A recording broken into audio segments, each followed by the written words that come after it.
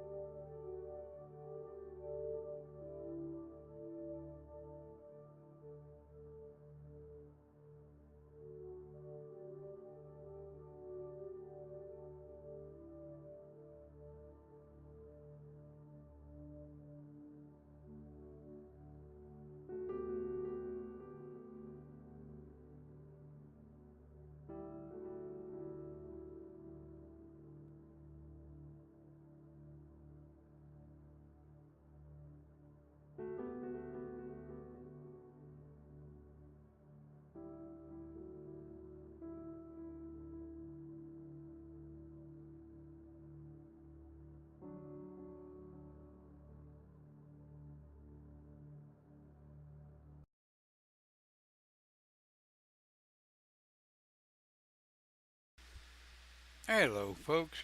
Good morning. Hope everyone is doing well. Hope everyone can hear me okay. Um, wow, going from a very peaceful view to this one, kind of spooky, kind of weird. I hope everyone's had a decent start to your day. 9:30 a.m. Central Time here in North Texas. We are Open Pagan Church. Our conversation today is going to be cubicalism. And just so that you know, next week the topic has already been planned by my daughter, who is looking to see a conversation on nature. Hmm, the wisdom of babes. Go figure. Hope everybody can hear me okay. Again, we are Open Pagan Church, open to all. Um, you don't have to be pagan. You don't even have to be spiritual to join us. Points of view are always welcome as long as they're respectful, kind of sort of well thought out. Blow your ideas, thoughts, questions out there, or whatever. So, like I say, next week will be on nature. This week is on cubicalism. I like to I like to Google and research topics that come to me. Pull up videos and pictures and things of a supportive nature. And of course, I typed into Google cubicalism, and it came back spelled correct. Cubical-ism. Well, okay, fine, I'll use it. So I researched cubicalism, cubicle mentality, cubicalized thought processes. Because we live in a world today, most of us, where everyone is hung up. Everyone is caught up in their tiny little cubicles. When you walk in to an office, generally off of an elevator, this is what you see, right? You generally don't see anymore an open floor plan full of desks. You generally see a very closed floor plan of cubicles. Well, as you begin to walk through and you begin to get an idea of just what cubicalism is, they segregate people. They keep, supposedly, they keep internal noise down. Cubicalism reminds you of anything? I don't know if you can see that picture, but it's segregated cattle. It's the way they have fed cattle for probably the last 75 to 100 years, is in cubicalized stalls, cattle stalls, what have you. And I've always said that humans are becoming more and more and more like cattle. We're not comfortable if we're not in our cubicles. We're not comfortable if we're not segregated away from other people to keep other people out of our space. It keeps people from talking. It keeps people from communicating. And, believe it or not, it keeps people from learning. Now, from cubicalized mentality, we move into our own little cubes that we live in called apartment complexes. Okay? Apartments, neighborhoods where houses are butted up against houses like the neighborhood I live in at the moment. But we will be moving at the end of 2017. The square inch that we will be moving into will be relatively, well, really small. But when we walk out the front door, we won't be looking up the neighbor's butt. But I kind of wanted to show you something that goes right on into, I typed in cubicle mentality and then went to images in case you want to poke around and be curious. I went to New York and I typed in view of New York.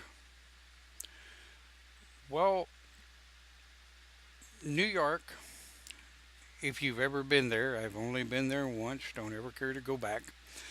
New York never sleeps. It doesn't. It's 24/7, non-stop, busy people stacked on top of people, businesses stacked on top of businesses, apartment complex, offices, and what have you. Well, then I went over and typed in Dallas. Not much difference. We still are stacking people on top of people on top of people because we have no place to put them. Houston. And I know a lot of folk that I've known through the years love the Houston Dallas skylight. The skyline when you're coming up on it. They really think it's extremely beautiful. I find it to be very uninviting, and I find it to be very disheartening. And this is where we're going to begin our conversation next week in Mother Nature is the world global population. The population almost doubles on a yearly basis. So I don't know about you, but I find it kind of spooky. I find it just almost completely disheartening that, and this is not going to be a rant about global population and global warming and what have you. The conversation today is um, cubicalistic thinking, thinking inside a box. And I'm going to kind of use my job as an example. Of course, I'm not going to mention any names or anything like that. I would be in violation of my contract. Ooh. Yeah, so when um, when I walked into for the first time last year the corporate office of ITS, and I walked in the door, and there's this great big humongous room, and it's dark. Okay, I'm okay with a dark room. Makes computer screens easier to see, and it doesn't put such a strain on the eye from fluorescent lighting. But it was quiet. You can believe that. An IT support room that all you heard was a very quiet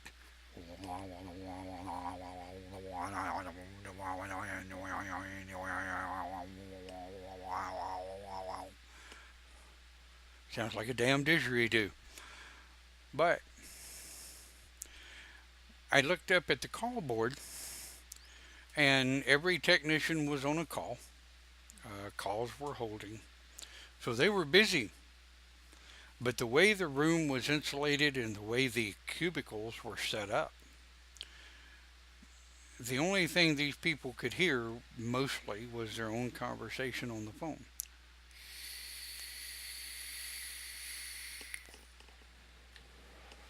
I thought, well, okay, I can see the I can see the advantage to that. Because if anybody's ever called a call center and you can't hardly hear the agent you're talking to because of the background noise, I get it. Not saying I necessarily agree with it, but I get it. It makes good business sense. Well, that's fine. Except, what if we taught people? What if we taught people by cubicalism? What if we taught people by stacking them on top of each other in um, mass mass businesses, big apartment complexes, apartment living?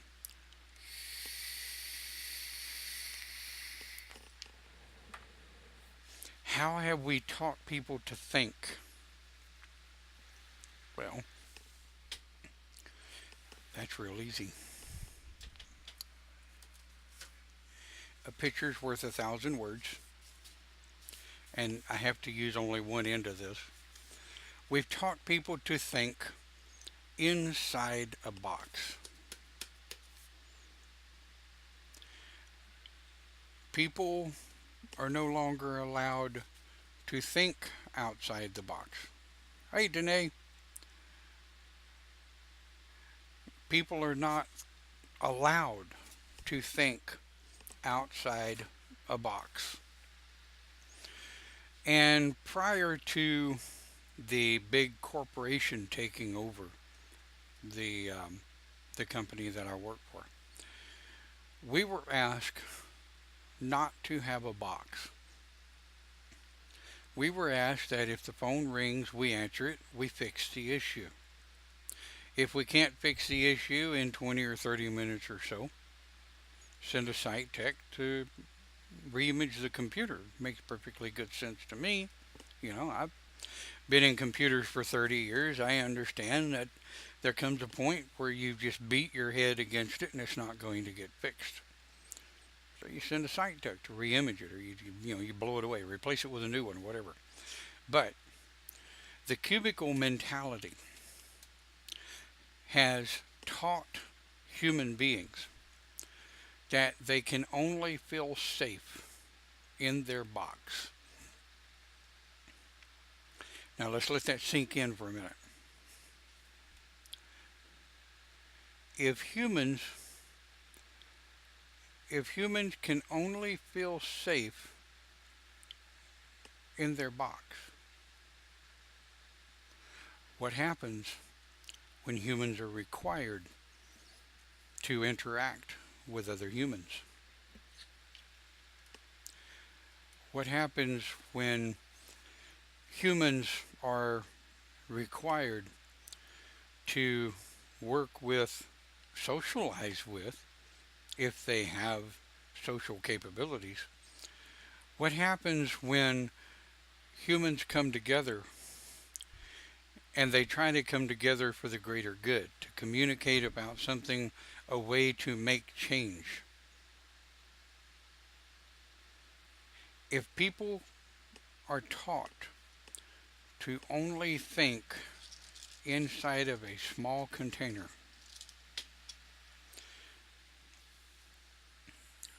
what happens when they don't have their container?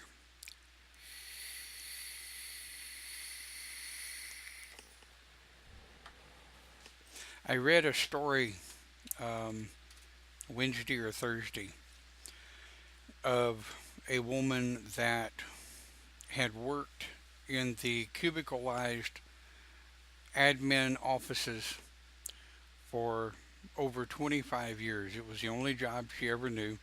She started when she got out of high school. She started with this company when she got out of high school. She worked her way up. Eventually, she was a lead, of what they call a floor lead, which is someone that's in charge of a certain amount of cubicles, not people, mind you, but cubicles, right? And she was with the company 25 years. Hi, Karen. She was with the company 25 years. Now, she broke away, okay, decided to start her own business. After 25 years, her kids were all raised and gone. A couple of them were in college, a couple of them were married off. I think she had 4 or 5 kids or something. Husband was gone long ago, so she supported the entire family, as so many women do nowadays. But she had worked for so long in the cubicalized mentality. She and her kids had lived in a apartment dwelling setting. She didn't know her neighbors.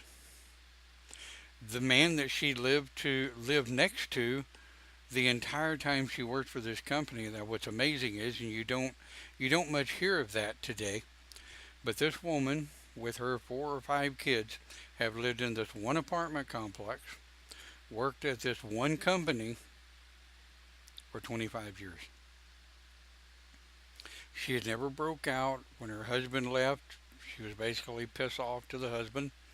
Got the divorce. She got the apartment, of course, a little bit of child support. But she talked about being in this one location, this one apartment, this one job, set in cubicles. She didn't know her neighbors. The guy she lived next to for 25 years died in his apartment. She didn't know it. True story. I'd have to find it, but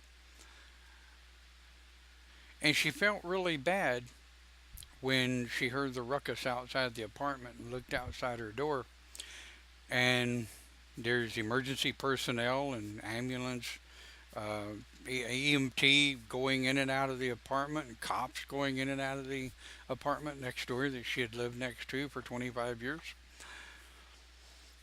And her neighbor from across the way come out. Her neighbor across the way apparently had lived there some years. They never met each other. The neighbor on the other side, they never met each other. The windows, she said, outside her apartment, there was a balcony, but the windows were sealed shut. She couldn't use the balcony. So essentially, she got off work. She rode the bus home. She got off the bus. She went home.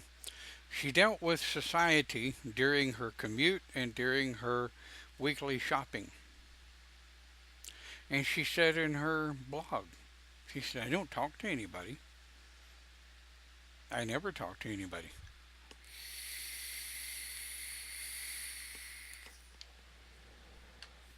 So this is where our conversation's going today.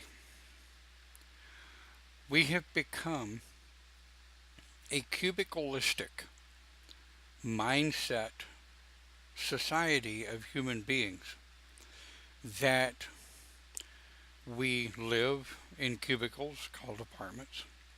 We work in cubicles called an office setting where you walk in and you don't have people interacting with people. You have people sitting in small little apartment rooms, so to speak, and they don't communicate. There are those few that just flat refuse to be cubicalized, and they will forcibly get to know their their cube neighbors, as if you will, around them. There are those apartment dwellers that refuse to live in a cubicle, so they knock on doors. They freak out their neighbors. Why are you talking to me? This is my cubicle. Leave it alone. Hey neighbor, nice to meet you. Oh, why are you talking to me? Oh, what do you want? Don't talk to me. Go back to your cubicle. Leave me alone. This is the world in which we live.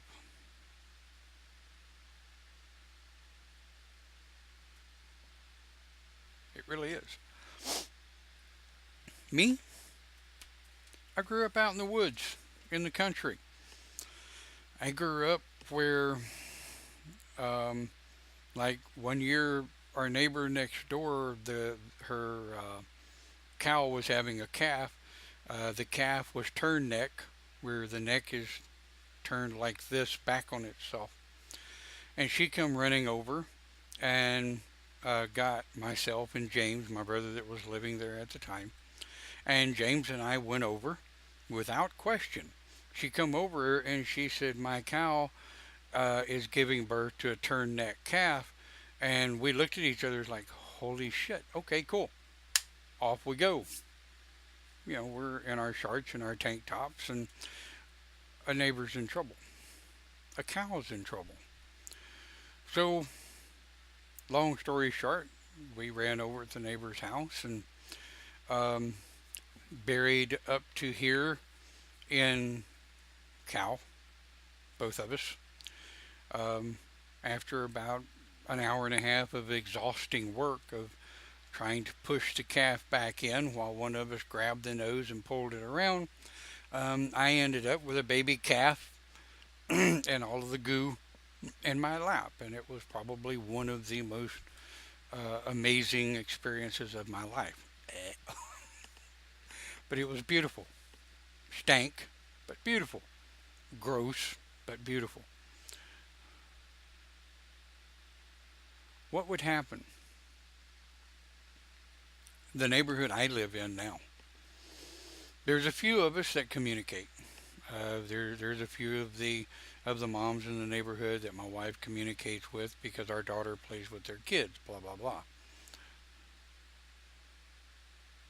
But other than that, we stay in the house. You can't do anything in the front yard. It's too small. You can't do anything in the backyard because there's absolutely no trees, no shade, no nothing. But that is cubicle mentality.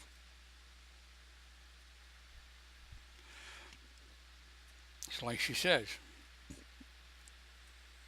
they mostly communicate on the web. Just post it in there in the chat.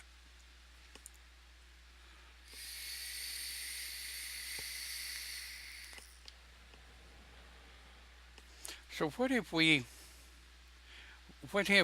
as a society done to people?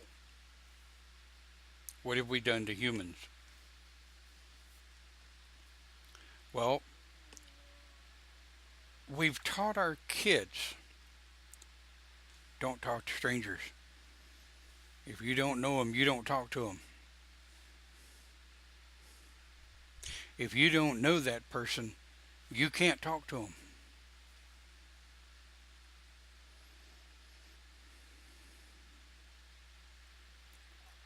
I was raised with that in the 60s.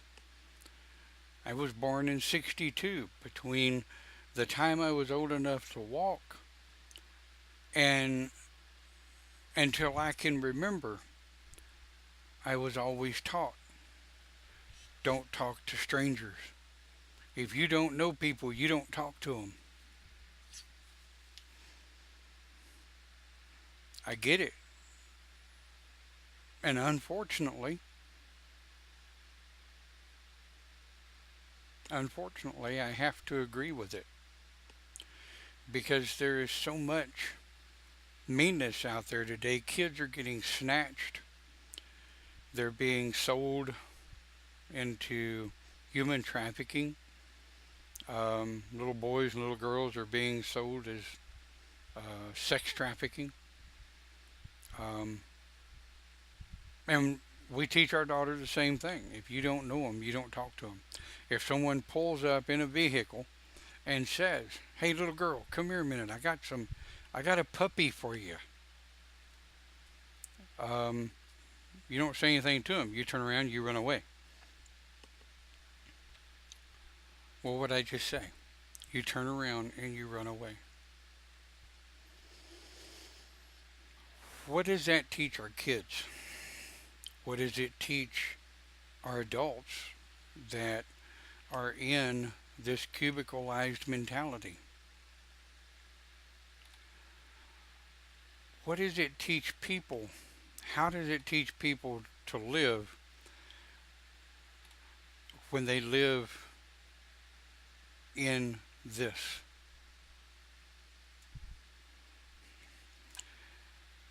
How do you put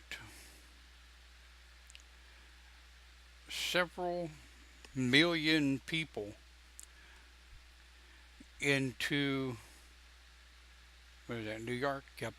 How do you put several million people on an island and teach them not to talk? Don't talk to strangers. Don't communicate with someone you don't know.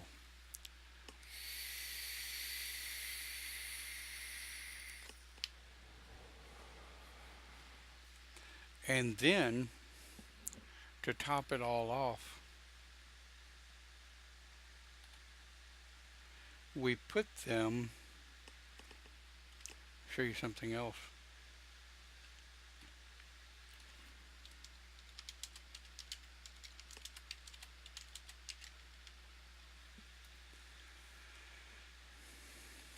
Okay, now, mind you, we have, we've taught these people, okay, we taught our kids, right? Don't talk to strangers. If you don't know somebody, don't talk to them. And then we put them in this.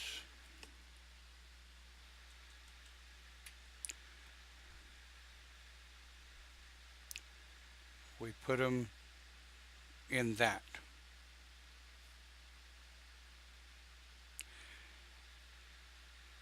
How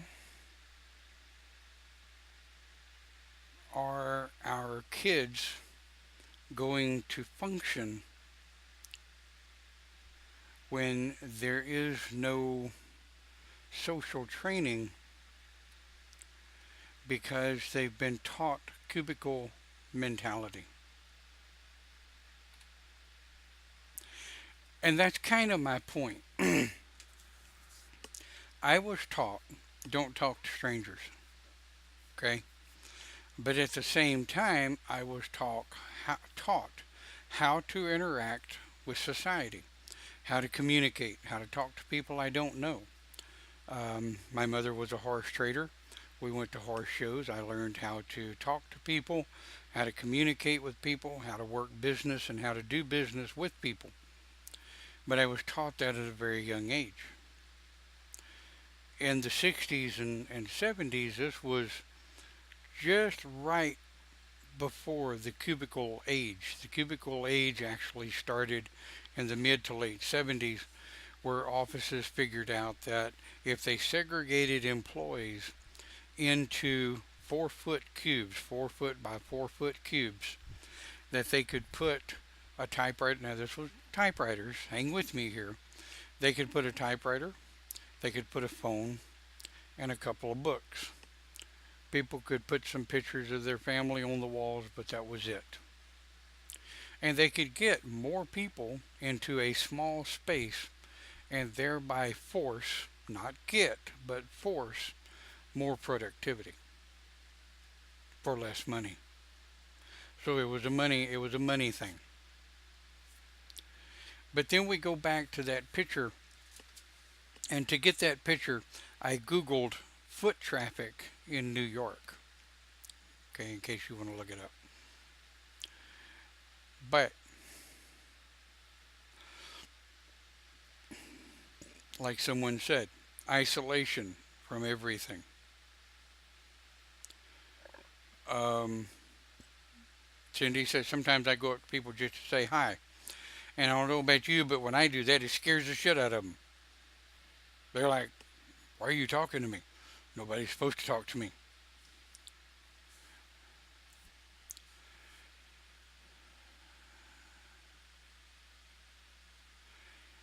Danae hits the nail right on the head. They're paralyzed because they're isolated and not familiar with social cues. My question is the internet not doing much the same thing as cubicalized mentality? And like I say, this isn't a rant to put down um, social cubicalism. It's not a rant to put down the internet. It's simply a discussion, a dialogue of things that you might think about. Those of you that might be or might have been a social recluse. And if you don't know what social recluse is, Google it. Some of you might have there's a disease, I cannot for the life of me remember what it is, where people are truly, honestly afraid to leave their homes. If they walk out their front door to check their mail, they have a panic attack. If they, some of them are bad enough that just to open the front door brings on a panic attack.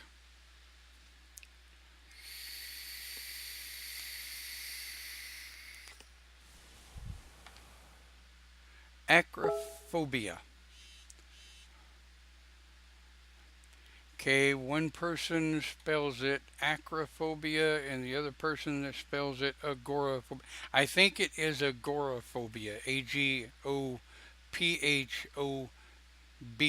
Agoraphobia. Yes, that's it. Um, agoraphobia, I've only known one person back when I was in high school that had agoraphobia. Bless her heart, she was born with it. How the hell you're born with agoraphobia, I don't know.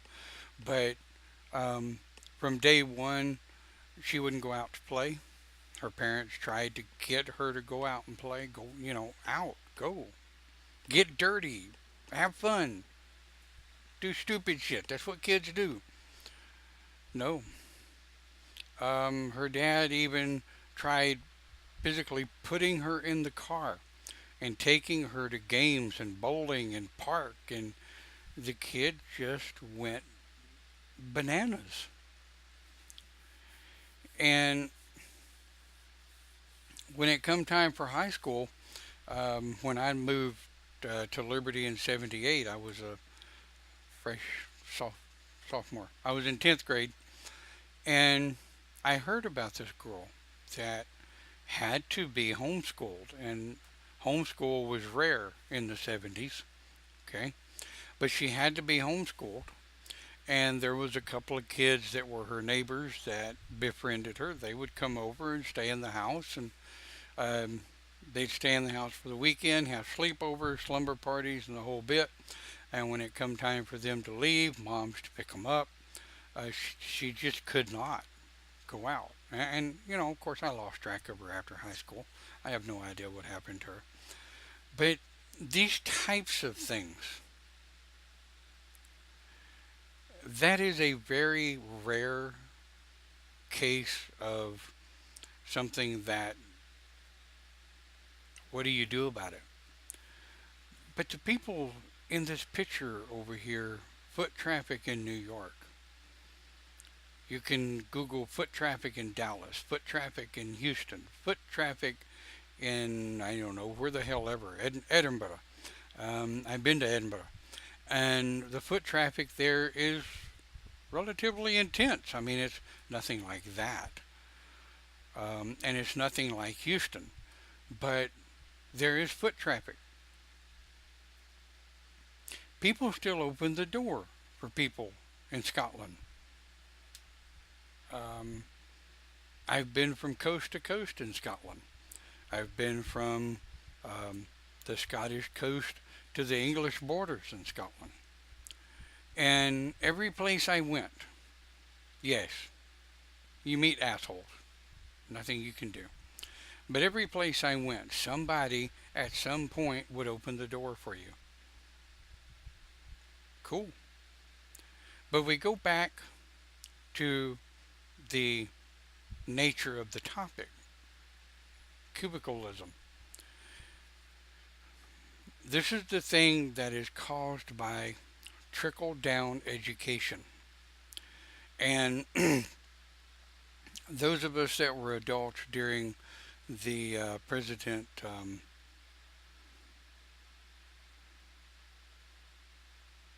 not Nixon. Oh, hell, I forgot. Anyway, I had a brain fart. Trickle down economics. If any of you remember the name of the president, I'll probably remember it here in a minute.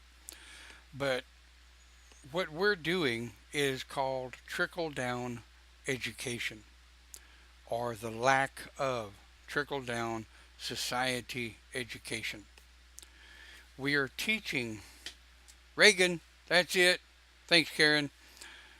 Reaganomics. Wow, how could I forget that? Um, what we have now is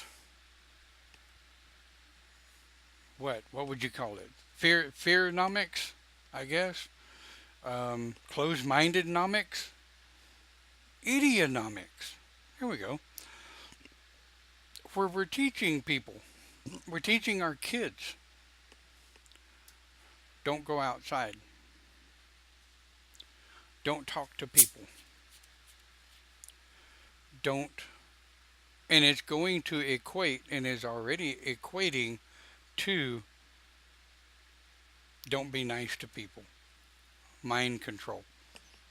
Mind control, I think, yeah, that is a good definition that we could use for it.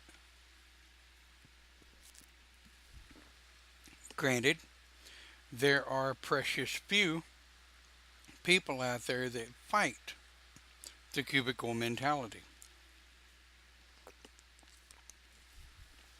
They don't want to be cubicalized. They don't want to be put in a box.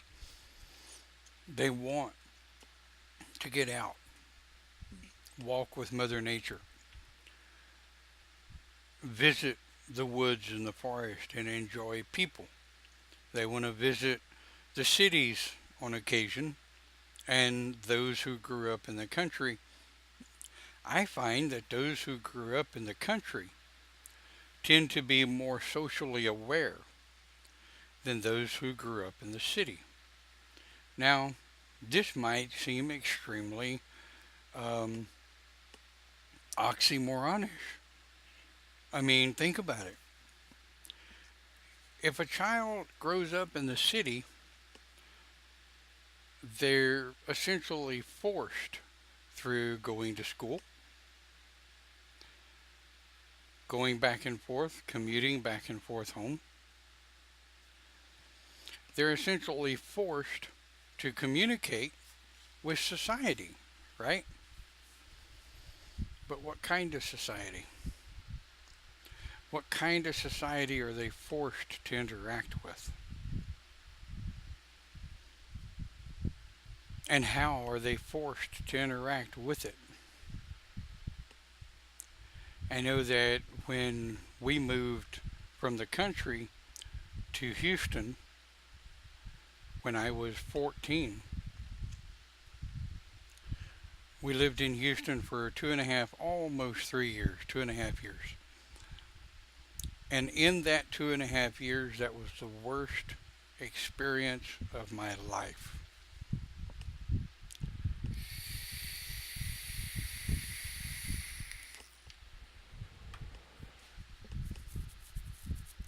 You have your bullies wherever you go.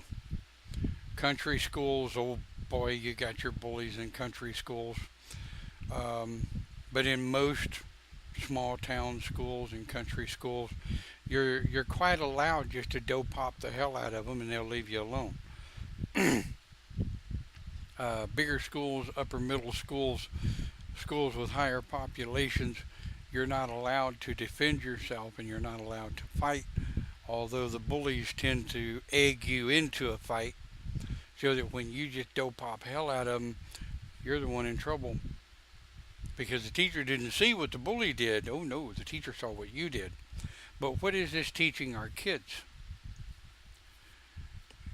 It goes back to antisocial behavior. Antisocial behavior begins with the lack of good education in social behavior by the parents, by the parental figures, by the adults, if any, that these kids live with. And then our kids grow up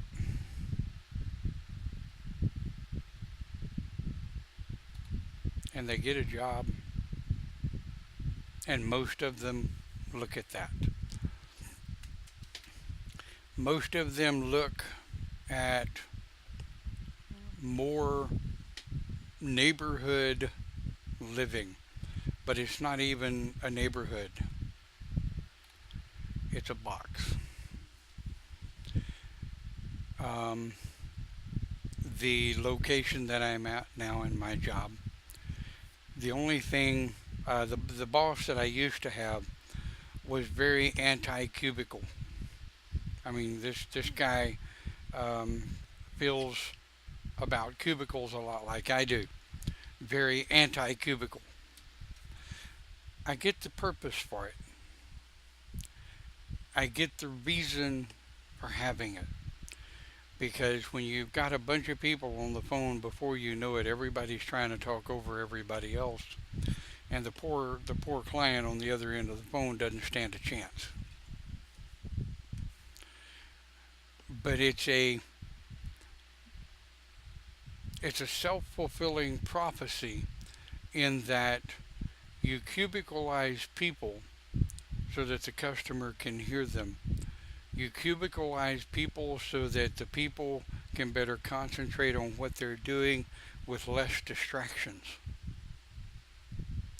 That's the purpose for a cubicle.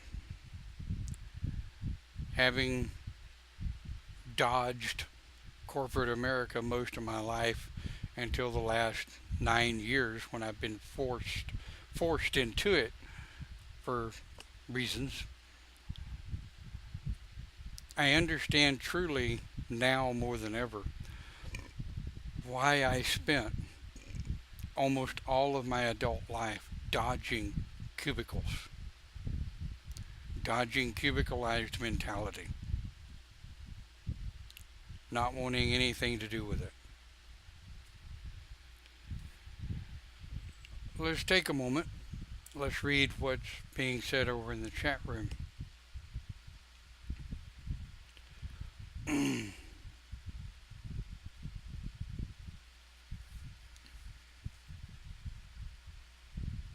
I like Danae's post. Um, if you're watching the archive over in YouTube, you will definitely want to come over to Facebook, Open Pagan Church, and read some of these posts. Some of them are really quite good.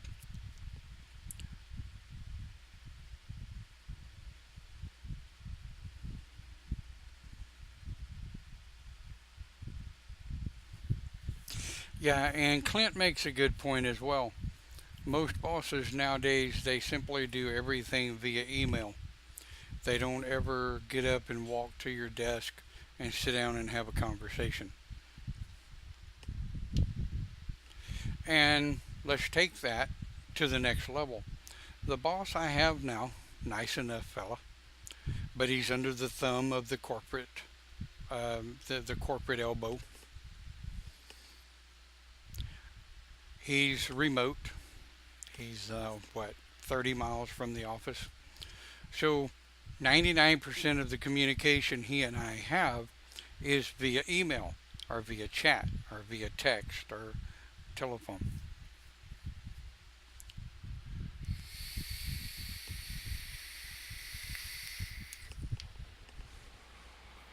Right there with you, Danae. Danae says, no wonder people are terrified to do an interview.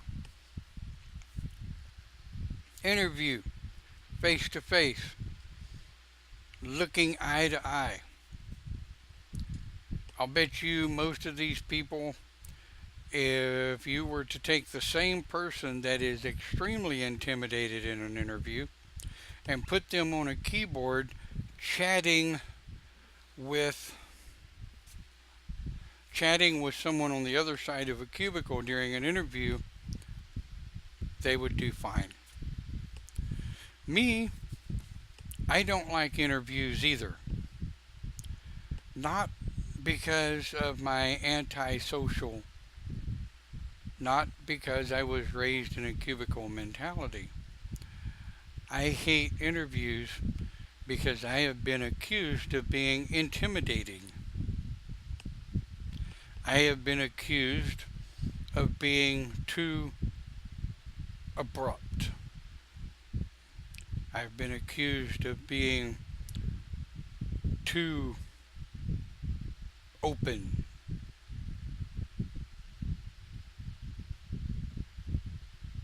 Me, intimidating, abrupt, open? Nah. Nah. Not me. I go into an interview, hell, I'm smiles, I've got my coat, tie on. I shake their hand, I look them square in the eye, and I guess that's what scares the shit out of them right there. Because I walk in and, hi, how are you? Nice to meet you. My name's Don Maxwell. I am here for the interview today. What questions do you have of me? By that time, I done scared the hell out of this poor fella. All I did was shake his hands, look him in the eye, and say, nice to meet you. But most managers of jobs, especially HR, oh boy, they live in a shoebox. They live and work and think and breathe in a shoebox. And then they get this big fella that walks in there with lots of hair and pretty well know what I'm talking about when it comes to computers.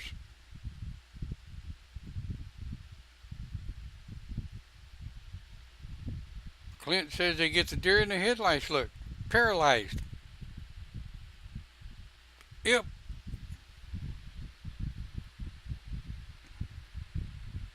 Now, the boss that hired me prior to the one I have now, um, I went in, shook his hand, sat down, we talked.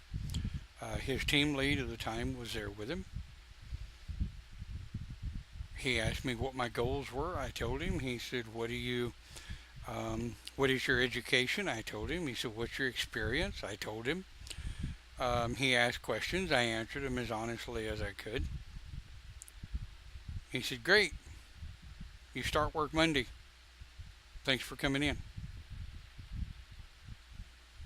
Sweet.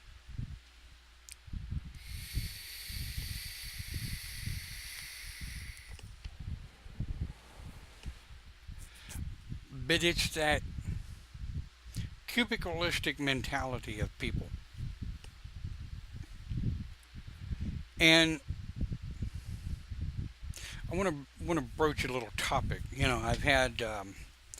I've met many pagans through the years, and when I first started branching out into the pagan community, into the pagan society,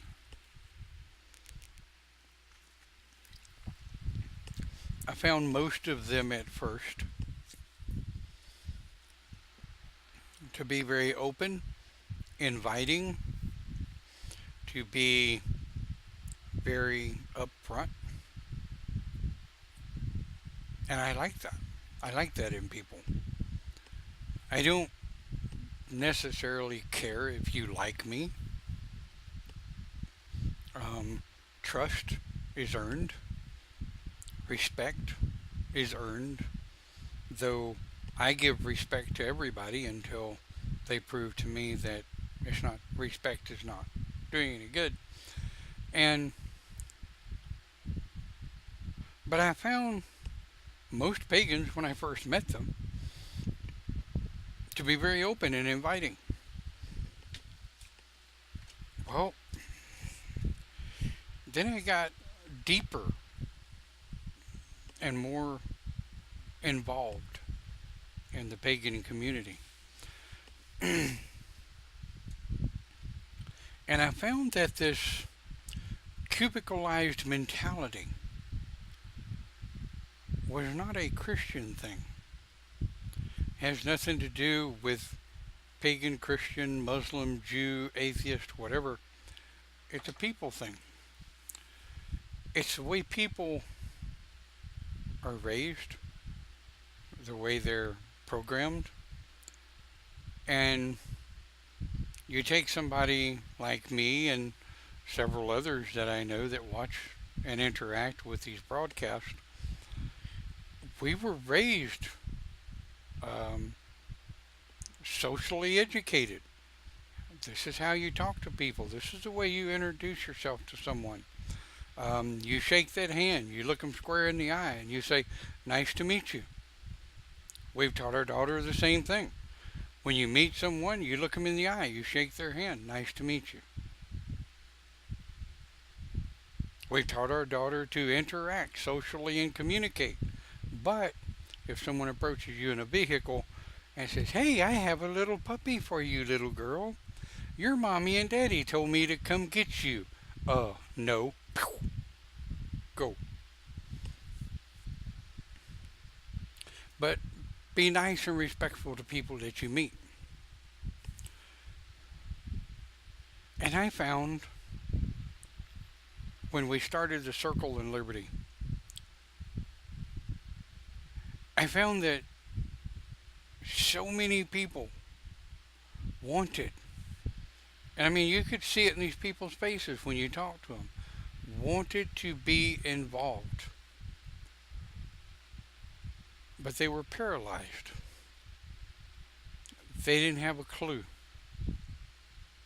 They had absolutely no idea of how to become socially active. These very same people now are a lot of the same people that are starting very large internet groups. They're starting very large internet communities. They don't have to they don't have to physically interact with people. Yes, we are naturally social creatures, but we are also relatively easily programmed.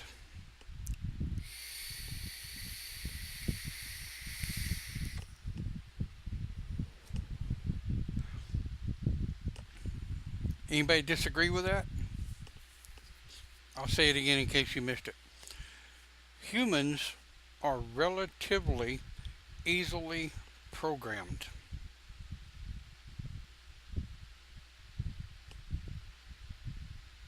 Anybody disagree with that? If you disagree, tell me why. Because I got a whole lot of experience that can tell you otherwise.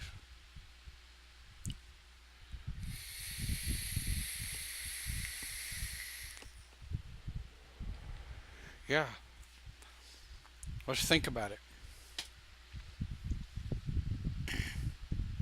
How many thousands of years, and I say thousands of years because it is, but how many thousands of years have women been suppressed and denied in society?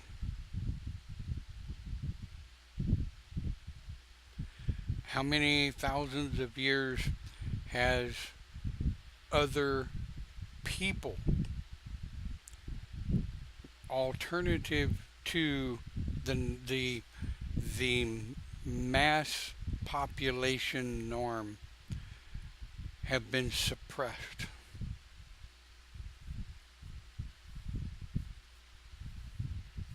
Debbie says, if we weren't programmable, advertising wouldn't work. You are absolutely correct. We are very susceptible to suggestion and programming. And I've used it a million times. If you take twins, separate them at birth, and you raise one twin in a home with love and support and education, um, social upbringing. I'm not talking about millions of dollars in the bank.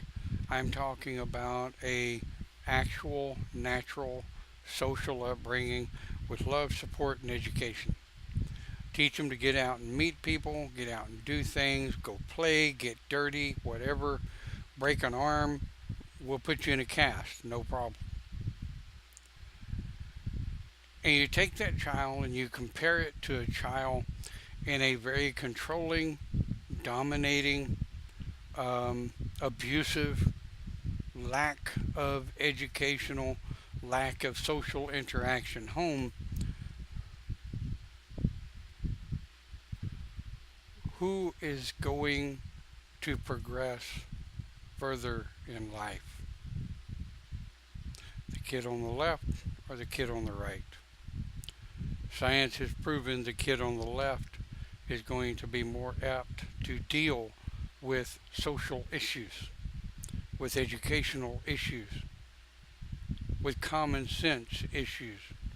The kid on the right that has been socially repressed, abused, and what have you, be it boy or girl, it doesn't matter. They're more apt to get in trouble by the law, be abusive themselves. So you see my point that the child on the right would more like be ostracized, an outcast. Now there are those rare occasions, in retrospect, there are those rare occasions where kids are born into that type of environment and they scratch and grab and claw and fight and push against the system. They get their education, they come out on top. More power to you, rock and roll.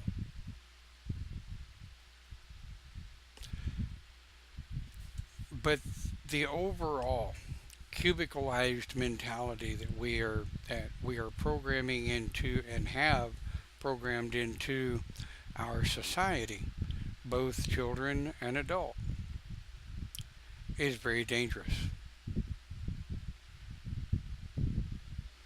Cindy, we'll see you later, or we'll talk to you later. Have a good one. So,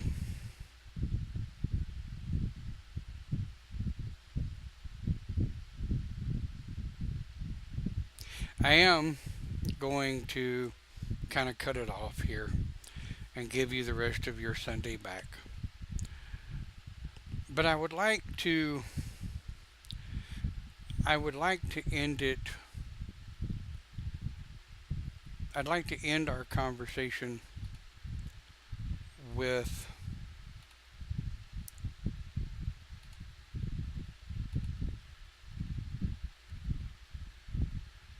if we remember to treat each other with respect, and we remember to raise our kids outside of the box, give them things to do that are not ABC puzzles. Give them things to do that require them to think outside the box. Let them do the things that kids do. Go out, get dirty, play in the water. We have to watch that because our friggin' water bill's so high. But if you want to play in the water, get muddy. You're not coming in the house. I'm going to spray your ass off with a water hose before you come in this house. But that's okay. It teaches character. It teaches them to live. We don't need a cubicalized mentality to live a good life. You will find if you break outside of that cubicle that you'll have a better life and you'll be happier.